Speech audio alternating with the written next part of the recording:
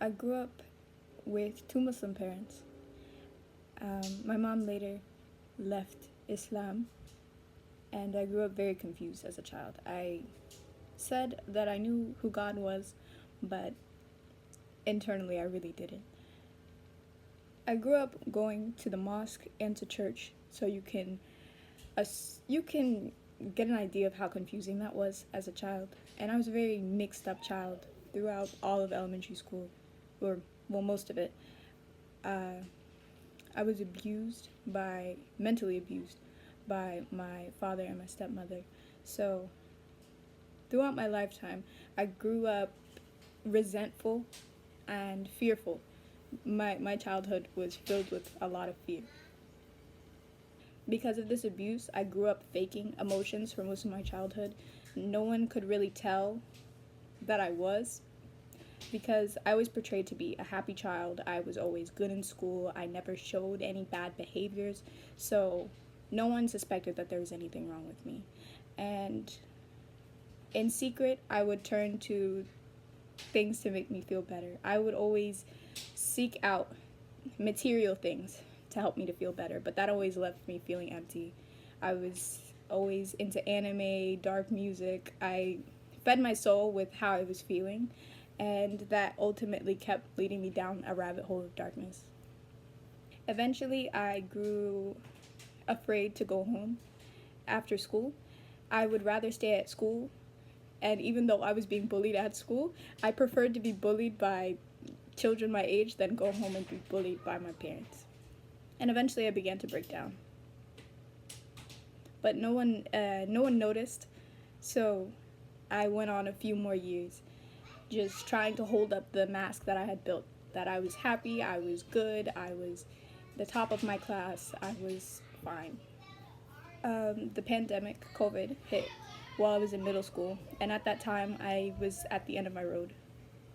I was really at the end of my road, and at that time everyone was being isolated, so I finally had time to pause from my life and to contemplate everything that was happening in my life, everything that had happened to me, done by my father and my stepmother. And I ended up being in quarantine with my mom, so that was a great thing. But I began to contemplate these things, and the more I contemplated it, the more I realized how much I hated myself. The abuse took a very hard toll on my life. I was very miserable. I hated myself. With online classes, you on Zoom, you have to show your face on camera so that the teacher can take attendance. Well, I didn't even attend any of my classes because I was too afraid of looking at myself in the camera. I didn't want to see my own reflection. I was too scared of what other people would think of me because I was so used to people hating me at home that it just translated into my entire life to where I became a recluse. I never spoke to anyone. I never attended my classes. I did all of my schoolwork, but I couldn't live with myself. I was convinced that I was a horrible person from the things that my father would say to me and the things that Satan was planting in my head. Intrusive thoughts would burden me. I couldn't go to sleep. I would always be up in the middle of the night till sunrise because I couldn't go to sleep because of the voices in my head. And when I would go to sleep, I would have terrible nightmares of the things that would happen at my dad's house, and it was just complete and utter torture. My mom would tell me about God at this time, and I wasn't too interested in him at this time. I wanted a portion of God in my life to say that I love God, but I didn't want him as Lord over my life. I didn't want him as the sole governor of everything that I did. I wanted him to be a small person in the corner of my life, so to speak. Again, no one knew. I was still a straight A student. I was still smiling. I was still helpful around the house. And I accepted. I went on that trip, and no one suspected a thing. I went under everyone's radar. I stopped eating properly because I didn't think I deserved to eat food. I remember the day that it happened. I had cut this piece of plastic with my hands, and I was in the room alone as all the chatter in the other room of all my cousins having fun were muffled through the walls. And I was looking out the window, and I was contemplating in my head. I was struggling within myself. And for the first time in what felt like forever, an uncle of mine came down the hallway and he looked in and he asked me if I was okay. And it was shocking because I was never close to this uncle. I hadn't even talked to him that entire trip. So it was very confusing that suddenly he came in and asked if I was okay. But I just shook my head, waved him off, and he left. And I went into the bathroom and I cut into my flesh with that piece of plastic. And it was like the moment I did that, it became an addiction.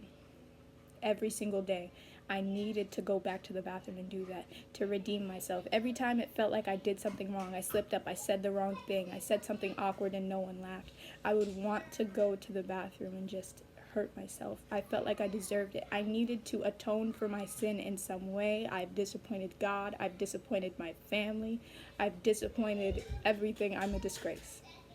These were the thoughts that I was experiencing. And at this time, I didn't know how to combat these thoughts. The only thing that I had been trained with was to, recite surah and the jinn will go away. Or, just pray a little bit and you'll be fine. But it never healed me. Eventually, the weapons started to get worse and worse. It started from little pieces of plastic to little blades, then to full-blown butcher knives, the types you see in kitchens. I became severely addicted and no one noticed. I think they probably thought I had stomach issues running to the bathroom all the time. But it got really bad. And I would try to slip my wrists and I would sit there wondering why won't it work? Why won't I just die? And I wanted to give my father that relief that, I'm going to leave now. You don't have to worry about me. You don't have to worry about me being terrible, a horrible person, making you upset all the time. I'll just leave. And one night I had gotten so fed up, I was just like, I either do it or I don't. And everyone had fallen asleep already, and I was looking at my phone that was on the bedside table, and through the open door in the room, there was the bathroom across from me. And it was either go in there and finish the job or call for help. And in that moment, when I was about to walk towards the bathroom, a thought entered my mind about my mom. And I couldn't go through with it. I picked up my phone and I called my aunt. Well, I texted her and I told her I needed to go home. There was no turning to God at this point. Not in my mind. I just thought, there's no way you would want me at this point. I'm literally trying to end my life. He has no dealings with this situation. That's what was in my mind. I couldn't fathom him being in the situation. I flew home a few days afterwards. No one knew. I made sure the word didn't get out except to my aunt. And even then, she didn't know that much. And I flew out, and my father came to pick me up from the airport. And I was so tired, so exhausted, so hopeless. I just felt like I was wearing away. And I arrived at the airport just wanting a hug. That's all I needed. And my dad approached, and he began to scold me. And if we were in a private space, he probably would have yelled at me. He hadn't known what had happened, but he was telling me that we were going to go to the beach. No one had filled him in on what I had done. And I told him that I couldn't. I had to go home. And he began to tell me how terrible of a child that I was, that for not going with him, for not spending time with the family. And in that moment, I began to get more hopeless. It's like my own father doesn't even want me. My own father is upset at me. I should have just gone through with it while I was still there. After arguing for quite a while, my dad decided to take me home to my mom's house after I had pleaded with him. And I decided that I was going to keep this from my mom, that I couldn't bear to break her heart. But that didn't last very long because I began to get guilty about just lying to her. I had no problem doing it before, but for some reason this felt different. So I told her, and I ended up being put into therapy. My aunts on my dad's side, they wanted me to go into therapy because it was just the thing to do. My mom didn't believe in therapy, but I digress. To therapy, and I thought that things were going to get better, but they only seemed to get worse. Therapy did nothing for me. Sure, it was nice to tell people what had happened, what went on in my house, what went on in my mind. That was great and all, but there was no solution. They gave me medicine to calm me down, to quiet the voices, but the medicine only made me feel nothing. And feeling nothing may have just been just as bad as feeling everything at once. So I began to get worse from there, and I began to harm myself again because I went to a state of hopelessness when I realized that things were not going to get better. When I realized that they had no solution. They could speak to me with their nice techniques, and they could do these breathing exercises with me, but that didn't do anything but distract me for a little while. And then when I would go home and lay down, I was still empty, and I would still have those mental scars. I went on to try to end my life 3 more times. It's a very excruciating process, and for most of them, I was all smiles while I was going through the process. The second time, my parents had left me home alone for the first time in forever, because before then they had been very paranoid that I would hurt myself. But they had trusted me enough, and they left me. And this was the first time in my journey that I encountered the voice of God.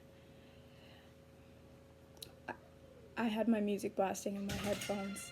It was some song that had nothing to do with light at all. It was a very filthy song.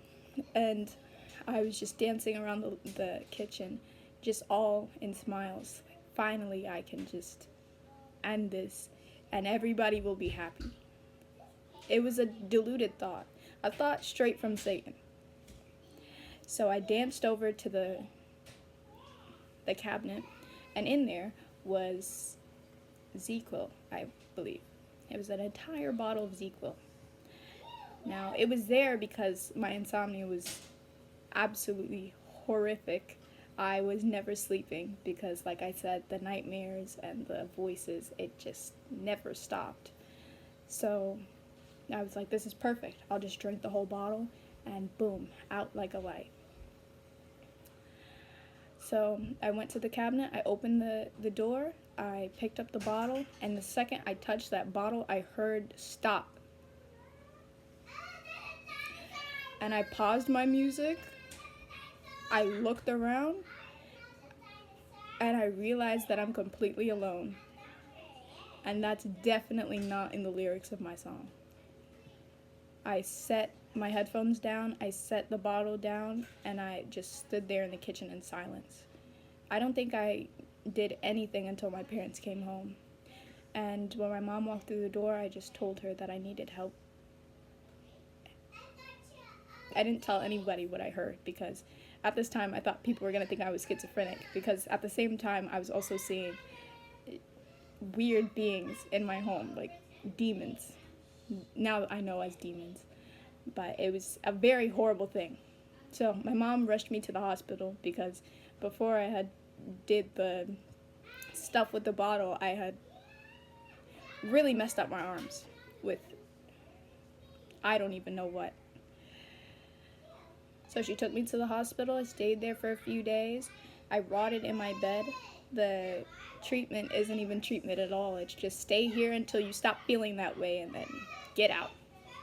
So I left there feeling just as miserable as before, but more grateful that I was able to eat fast food again. I got the diagnosis of depression and all that stuff, but that didn't make me feel any better about what I was going through. Now I had a label for it, but I still didn't have a solution. And just as before, we amped up the therapy. I thought things were going to get better, but because God was not in it, it got worse. I didn't have any peace. I was restless. I was seeing things in my room, and I was so confused at why I was seeing these things. I was wondering if I was schizophrenic. And they upped my dosage for medicine, and I just felt completely numb all the time when I was taking my medicine. I ended up trying to kill myself again. That night, all I saw was blood. I was convinced that I was going to bleed out and die. I won't get into the details of what I did, but I was convinced I was going to die. But the entire time, it was just voices just telling me, you're gonna die, you're gonna die. So I closed my eyes, and I went to sleep, and I just had such this hatred towards God. I went to sleep, and everything went black. And then I woke up the next morning, and I was very angry. I was extremely angry. Why didn't I die? This is the second time that God kept me from dying, and I was so ungrateful. I just wished that I would have went to sleep and everything would have ended. I walked around like that for a little while, but it was very painful to walk around after a suicide attempt. So I ended up telling my mom, and she was devastated, and we drove to the hospital in silence. And as we were driving to the hospital, I had this Bible app. I was pretty standoffish towards the Christian God because I believed that no one really reverenced him like that. I had more respect for the Muslim side of my family because it seemed like they respected God more than the Christians, because I never had a good example of what a Christian was, who actually reverenced God the way he needs to be reverenced. So I had this Bible app on my phone, and I was just thinking, well, it's worth a shot. What harm is it gonna do? I picked up the phone and I looked at the daily Bible verse right as we pulled up to the hospital. And the verse that showed up was, "The fool saith in his heart, there is no God." And I knew immediately what that meant to me. For the first time, I understood a Bible verse. I had tried reading the Bible a few times, but it just never clicked for me. But this very moment, I realized what this meant. By doing all these things, by harming myself, by turning to these destructive methods of trying to make things better, I was denying the fact that there was a God who could help me. I was, with my actions, denying the fact that there was a God who could turn the situation around. And I was just shocked sitting there in my seat. And my mom took my phone, and I went into the hospital, and that hospital stay, that was all I could think about. For the first time in what felt like forever, I was genuinely pondering on God. I was genuinely talking to him in my head. I was just curious but angry. Very curious and angry. That's the only way that I can describe it. And there was some point in the stay, I was up really late and I had nothing to do, so I was doing my own hair, and my nurse came in and took my hair ties away from me because it was dangerous for me to have because I was on suicide watch. So she took those from me, and I began to just cry.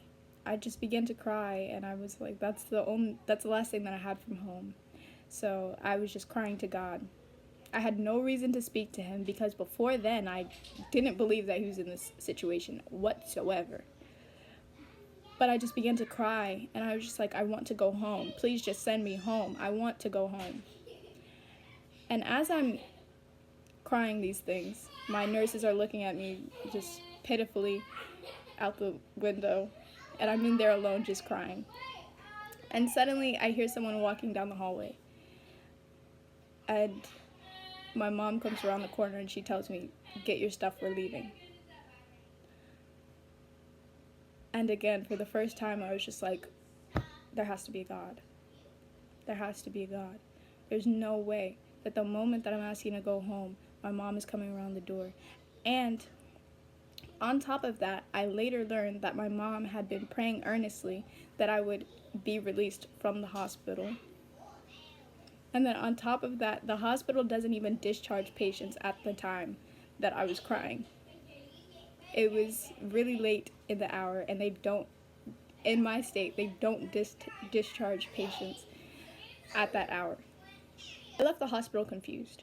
I didn't know what. It's one thing to know that God exists, but what now? A God exists. That's great. I'm still suffering. So I went on about my business, and I later forgot all about that instance, and I just chalked it up to be my own brain messing with me. My parents went full-fledged. My mom, she tried everything. We tried everything. We tried upping the dosage of my medication, which only seemed to make things worse. My mom took me to my dad's side where they read surah over me. They said dua, and that did nothing. It did nothing, and I believed earnestly that it would, and that only led to disappointment. I cried out, but it just seemed like no one was giving me an answer. My poor parents, they tried everything that they could do. So one day they just locked me out of the house and said, go play outside, and maybe you just need some fresh air. So I was walking around and I had a jump rope in my hand, and I thought, well, this is the perfect time. I'm still at this all-time low, and it'll never change. So I walked to my old elementary school, and I had went to the playground, the jungle gym, and I had wrapped the jump rope on one of the bars, and I tied myself a little noose.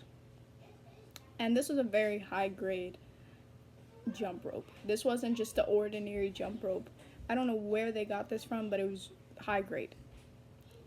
I wrapped it around my neck, and I was getting ready to jump off. And I closed my eyes, and I hit something really hard. And I looked back, and I'm on the ground in the wood chips, and the jump rope snapped. So I was like, that's odd. I'm gonna get up and try again. I tried on another part of the jump rope, one of the broken parts of the jump rope. I tried again. And as I was doing this, my neighbor and her mom were walking by. Suddenly they walk on this side of the school. I have never seen them walk this way before, but suddenly they're walking this way. So I quickly just step away from it. I wave at them, I say hi. They hadn't seen what I did, but at this point I was just too scared to do it again because I didn't want to get tackled and sent back to the hospital. So, defeatedly, I walked back home and I went back in the house. And I devised another day to do it. I walked out of my house, went towards the little patch of woods near my house. I found a dirty piece of glass that I knew for sure would give me a nasty infection if it didn't end my life. And I stood in the woods, the darkest little section, and I held it over my wrist, and I was crying out to God. Usually when I would harm myself, I was never crying. Usually I was laughing because I thought that I deserved it. I thought that it was liberating me from something. But this time I was just like, if you don't stop me, I'm just going to do it. And as I'm doing this, a light shines in the middle of the woods. I'm talking full trees. Post-spring. It's the most lush it could get. And suddenly a beam of sunlight falls right exactly where I am. And I was just so angry that I just threw the piece of glass and I went home. Every single time that I tried to end my life, something would intervene. Whether it be a thought, whether it be a voice, whether it be a beam of light, whether it be my equipment breaks. Something would happen every single time. And I just felt helpless. I was like, God, you're not going to let me die, but then you won't help me.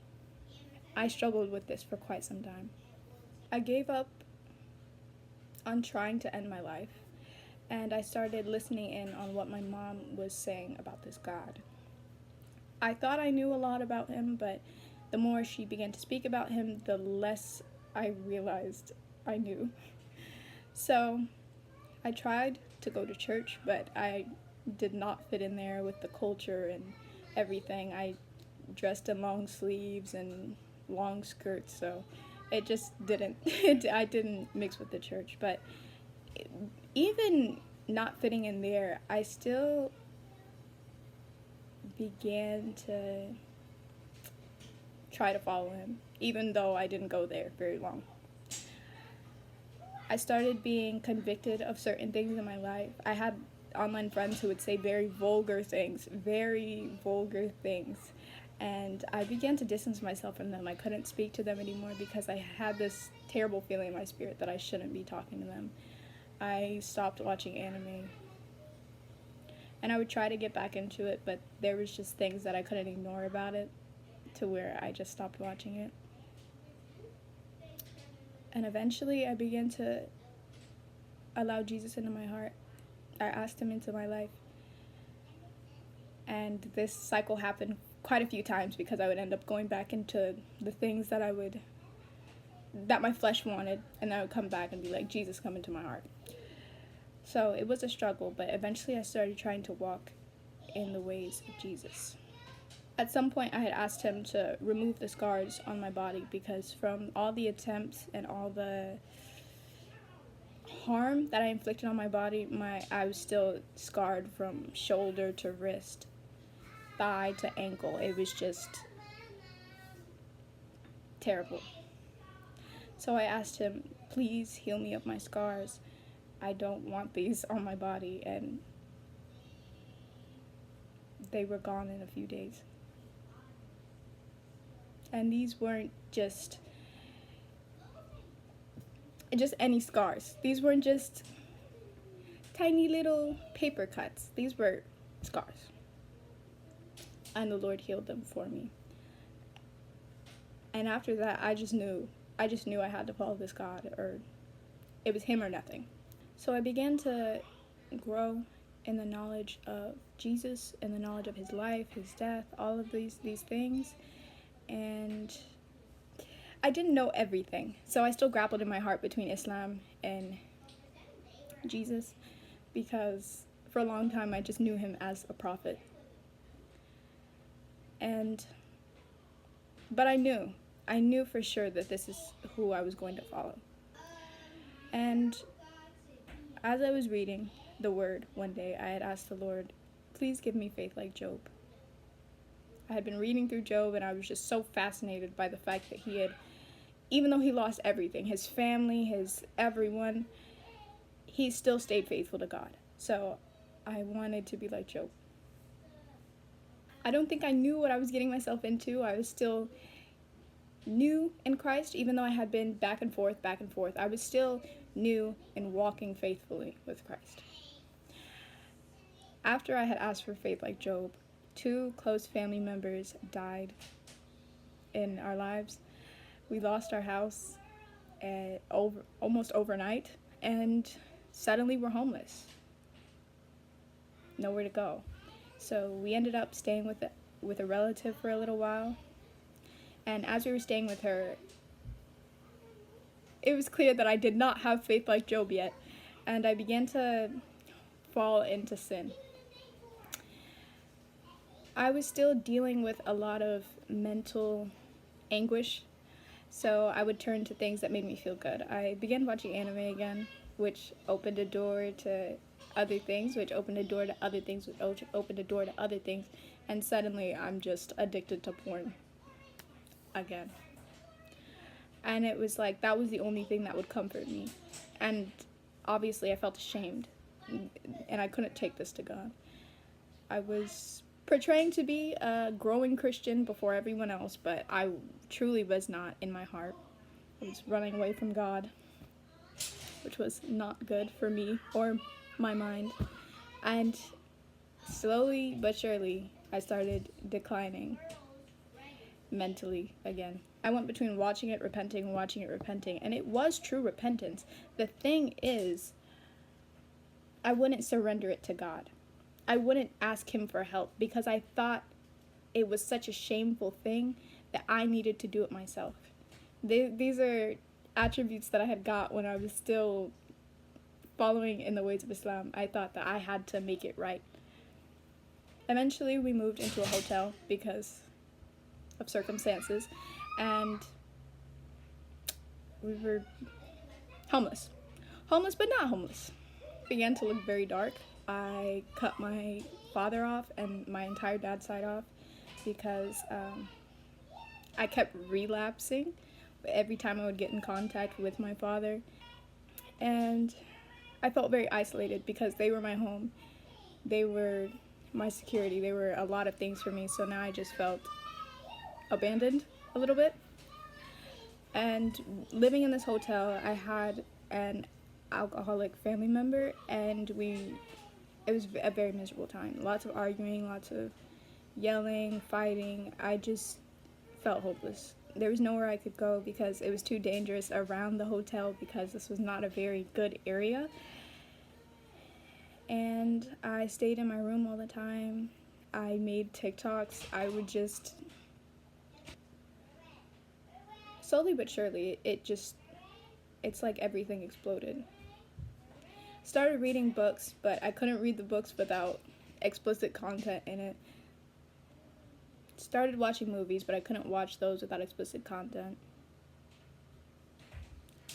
Started listening to music, but I couldn't listen to music without explicit content. I began to do the things that I did when I had first became suicidal. I started running towards things that I thought that would make me feel good. I was always feeding the flesh. I grew a lot of resentment towards my mom and towards the alcoholic family member because it just felt like they were arguing all the time. So I began to sneak out every single night for months. I began to sneak out, and it was a very dangerous area, sex trafficking all around, drug activity all around. I witnessed drug transactions, and I was almost kidnapped, running around at night. A car had pulled up, and I had to flee for my life. It's nothing but God that I didn't die. The car had no plate, so no one would have known. And we were right next to the highway, so it would have just been like that. And I didn't care about my life anymore. I had reverted back to my old ways. I stopped caring about my life. Cars would almost hit me, and I wouldn't care. I would just go home, lay back down, no one knew. Again, all smiles. And at this time, I was just severely addicted to porn. Because I knew I couldn't go back to harming myself, or it would never go away. That was always in the back of my mind. I couldn't go back to harming myself, or it'll go away. Or it will never go away. So that was my substitute for harming myself. And it was horrible. It was horrible. Every night, I would just go to sleep numb. After those initial highs, it's just nothing. So one night, I believe I snuck out, and I had came home, and I had watched porn, basically, and I laid in my bed. I was hopeless. I just knew that, okay, I just need to go to God. I just need to go to God because there's nothing that's gonna make me feel good. There's nothing that's gonna fill that empty void. I was missing my father. I was missing my family. I was grappling with the fact that they had hurt me so bad. It was just, I got off of my bed. It was the middle of the night. Everybody's asleep. And I got on my knees. And I just began to cry on this dirty hotel floor. And when I say dirty, I mean absolutely filthy. The hotel floor was not a clean place. This was not a good hotel. And I was just on my face crying and sobbing. And I was just like, God, It feels like you're not even there. It feels like you don't even hear me. Just please show me, please. I was just pleading with him. I was telling him how much I missed my father. I was telling him how angry I was with him. I was telling him how much I never wanted to go back. I was just spilling everything that I wish I could have said to someone to God. And I had stood up afterwards, wiped my tears, and I laid in my bed, and I went to sleep. And that night I had a dream, and I was on this path. And on either side of me were cherry trees, my favorite trees at the time, and there was pink hues everywhere, and that was my favorite color at the time. And I was standing there, and I felt so alone, so very alone. You know, that lonely feeling to where it's just eating you up inside. It's terrible. And suddenly I felt a hand reach down, a hand that was much bigger than mine. And I didn't even have to look up to know that it was Jesus. I didn't even have to look up. And he didn't have to say anything. He didn't need to give me any elaborate message. He held my hand and he began to walk with me and lead me down this path. And we walked in silence. And when I woke up, I knew that he was with me.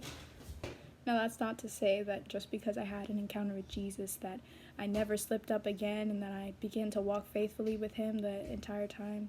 If anything, I think I did worse things afterwards. But this time I would feel very guilty because I knew in the back of my head who was with me. It was after a long battle with all these things because I wouldn't surrender porn. I'd quit everything else, but I wouldn't surrender porn because I was just so ashamed about it that I thought I had to do it myself. It was only when we finally moved into a house, when we finally got a house, that was only provided for the Lord. There was no way we could have gotten this place without God. It was only when we got this place that I had confessed to my mom. Because again, it was eating me up inside and it was just an everyday thing. I couldn't not do it. And I expected her to just be disgusted with me because that was just something that you didn't talk about. Even when I was in Islam, I knew family members that had issues with these things, and that's just not something that you talked about, especially not to your parents. So when I had confessed this to my mom, I was just expecting her to see me differently. But she said, okay, let's pray. I was just like, you're not judging me. So we prayed together and I felt a burden lift off of my back when I surrendered it. And then that night I went and did it again. But this time it was just like this grieved, horrific feeling. And I just knew immediately I can never do this again. I got down in my closet and I prayed and I surrendered it all. And I told the Lord, I said, if you take this from me, I'll never do it again. And he took it from me. And my desire for these things left. 4 times I tried to end my life. He intervened. I was severely addicted to harming myself and it suddenly stopped. When I asked him, it stopped. He took my scars away, gave me hope. When I was in my lowest moment, homeless, rebellious, empty, addicted to everything under the sun, and I got down and I spoke to him and he responded. Every other thing failed me. Porn failed me, anime failed me, Islam failed me. Jesus was the only one who looked for me and who found me. My own friends didn't even reach out to me in that moment. Seek him while he may be found. Not church, not a pastor. These things are good, but seek Jesus while he may be found. God bless you.